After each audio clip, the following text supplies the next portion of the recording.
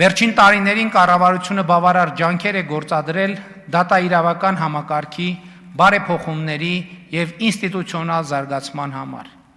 Եվ կարող ենք ակնկալիք ունենալ, որ Հայաստանի զարգացման ընթացքը շեղած հանցագործությունները բացահայտվեն եւ մեղավորները պատժվեն, արժանի պատիժ ստանան եւ որոշ պրոցեսներ, այդ թվում մարդու իրավունքների եվրոպական դատարանի որոշումները հույս են ներշնչում, որ ամեն ինչ հենց այդպես էլ կլինի։ Այս կենսական գործընթացի բիժեցման մեծագույն ռիսկը, ուզում եմ ուղիղ ասել իմ տպավորությունը, կապված է դատական համակարգի գործունեության հետ։ Հայաստանի դատական համակարգը մեծապես շարունակում է մնալ հիմնականում վերնախավերի եւ հիմնականում նախկին վերնախավերի եւ շահերի ու հետաքրքրությունների պաշտպան։ Սրա պատճառը ոչ միայն այն է, որ դատական համակարգում լայնորեն գործում են նախկին վերնախավերի ընտանեկան կապերը, այստեղ մենք ունենք նաև ինստիտուցիոնալ խնդիր։ Հայաստանի դատական համակարգը կաստայացված է եւ չունի լիարժեք օրգանական կապ իշխանության միակ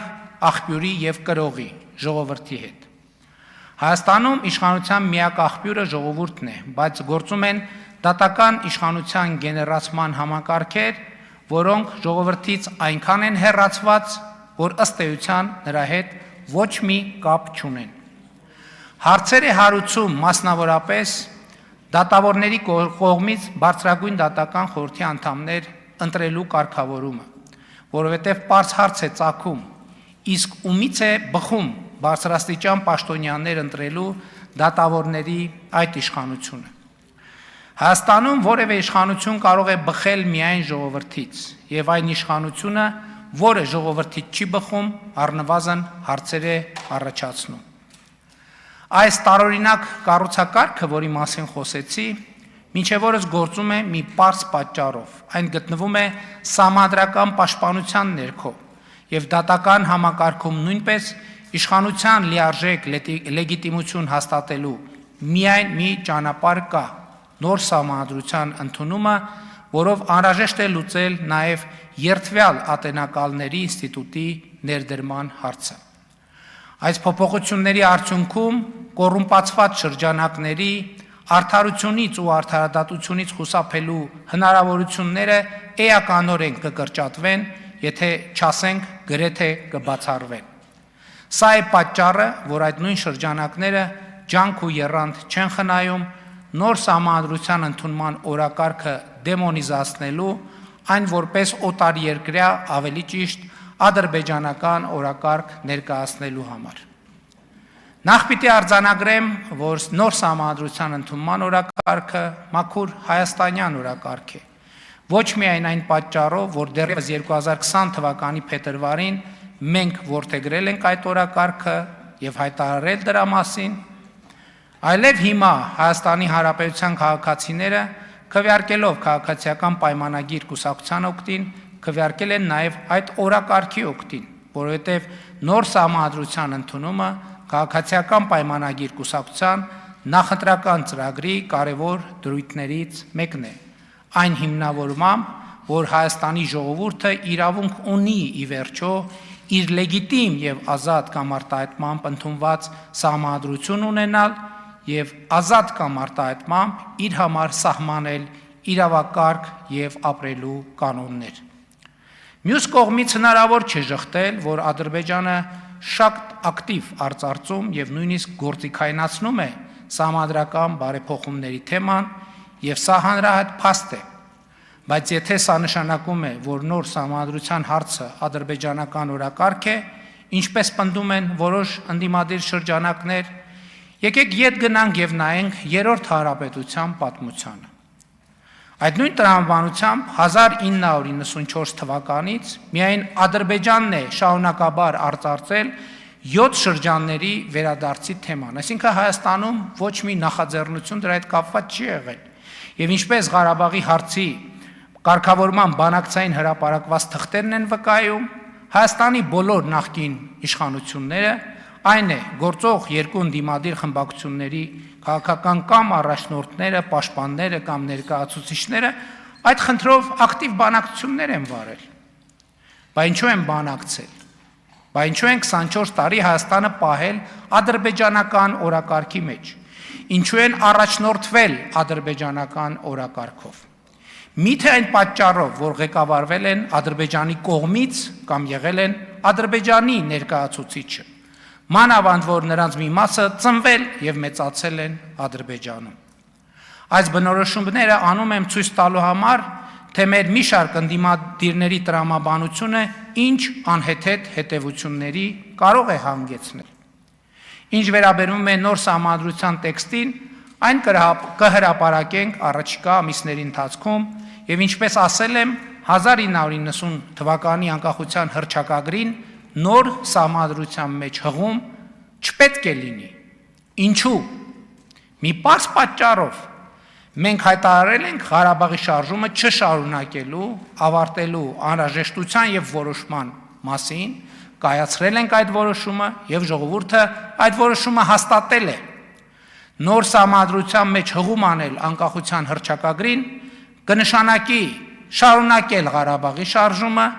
կնշանակի վերադառնալ կոնֆլիկտի տրամաբանությանը, իսկ սա անել չեն կարող առավել եւս 2026 թվականի համապետական ընտրություններից հետո, որտեղ մեր ժողովուրդը քվեարկել է խաղաղության օգտին եւ խաղաղության օրակարգը այժմ այլևս համապետական օրակարգ է։ Ըստ այդմ Ադրբեջանի հետ հաստատված խաղաղության պահպանումը, ամրապնդումը եւ ինստիտուցիոնալացումը կառավարության համար առաջնային օրակարգ է։ Այս ուղղությամբ առաջիկա կարևոր անելիքներից մեկը գետնի վրա թրիփ նախագծի իրագործումն է, որը բխում է կառավարության խաղաղության խաչմերուկ նախագծից եւ որը 2025 թվականի օգոստոսի 8-ի Վաշինգտոնի խաղաղության գագաթաժողովի կարևոր գործնական արդյունքներից մեկն է։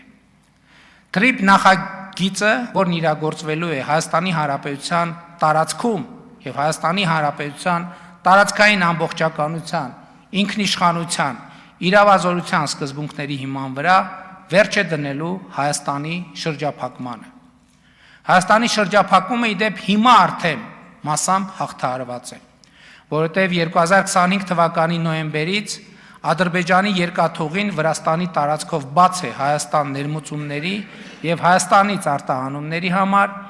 իսկ Ախալքալակ Կարս երկաթուղին, ինչպես տեղյակ եք, մայիսին բացվեց Հայաստանից արտահանումների եւ դեպի Հայաստան ներմուծումների համար։ Այժմ նաեւ Թուրքիայի ճանապարհներն են Վրաստանի տարածքով բացվում Հայաստանի ավտոմեքենաների համար։ Թրիփ նախագիծը սակայն ոչ միայն Հայաստան-Ադրբեջան ուղիղ երկաթուղային կապն է բացելու, ներառյալ Հայաստանի տարածքով Ադրբեջանի արևմտյան շրջանների եւ Նախճեվանի ինքնավար հանրապետության միջև կապը, նաեւ Հայաստանի հյուսիսային շրջանների երկաթուղային կապը Սյունիքի մարզի հետ Նախճեվանի տարածքով, այլև Հայաստանը ինտեգրելու է միջազգային երկաթուղային ցանցին։ Ուզում եմ ընդգծել, որ նախագծի իրագործումը բացելու է նաև երկաթուղային կապը Պարսից ծոցի եւ Սև ծովի միջև։ Իրանի, Նախճեվանի, Հայաստանի եւ Վրաստանի տարածքով, որը դարակազմիկ փոփոխություն է թե Իրանի, թե Ադրբեջանի, թե Հայաստանի, թե Վրաստանի համար։ Հայաստանն այսպիսով երկաթուղային կապ է ստանալու Իրանի Իսլամական Հանրապետության հետ։ Ուշադրություն եմ հրավիրում այն փաստի վրա, որ Պարսից ծոց Սև ծով երկաթուղին թրիփի հետ ուղիղ կապ չունի, այսինքն այդ նախագծի մաս չէ։ Նրա վերաբացումը դառնալու է տարածաշրջանային ապաշրջափակման կարևոր հարակից արդյունքներից մեկը։ Ինչ վերաբերվում է բուն թրիփի երկաթուղային ենթակառուցվածքներին, ակնհայտ է, որ այն անցնելու է Նռնաձոր ակարակ երթուղով, Հայաստանի հարավային սահմանի երկայնքով, Արաքսի ափով խորհրդային ժամանակներում գոյություն ունեցած մեզ բոլորիս հայտնի երկաթուղու ծրագծով։ Այդ երկաթուղին Ադրբեջանի տարածքով Հայաստանը կապելու է Ռուսաստանի եւ կենտրոնական Ասիայի հետ եւ հասկանալի է, որ դրանով ահռելի բեռնափոխադրումներ են իրականացվելու հատկապես արևելքից արևմուտք։ Այդ բեռներն անխուսափելիորեն անցնելու են թրիփով, նռնաձոր, ագարակ երկաթուղիով։